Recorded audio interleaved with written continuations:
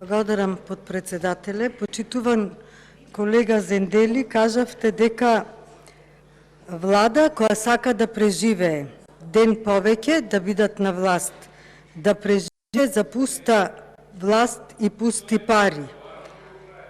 Ке ги враќале младите во државата, па се прашувам, дали со лажната фабрика за електрични автомобили која направија во Тетово ке ги вратат младите, или со реконструкција на студентските домови, или неизградениот студентски град, кој што го ветува. Живееме, колега, во држава во која што нема.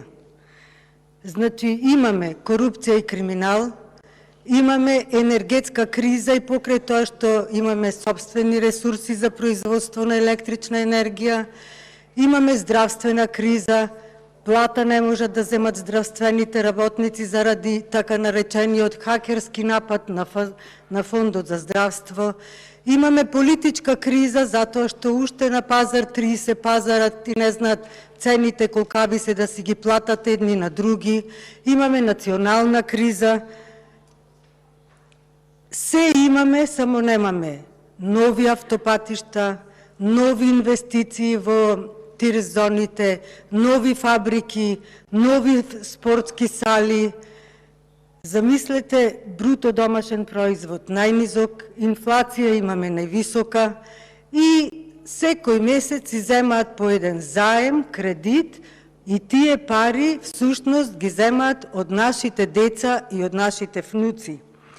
Живееме во држава во која што дојде само така наречената европска влада, евроскептицизмот е на највисоко ниво, 61% од граѓаните сметаат дека нема демократија во нашата држава и 72% сметаат дека државата се движи во погрешна насока.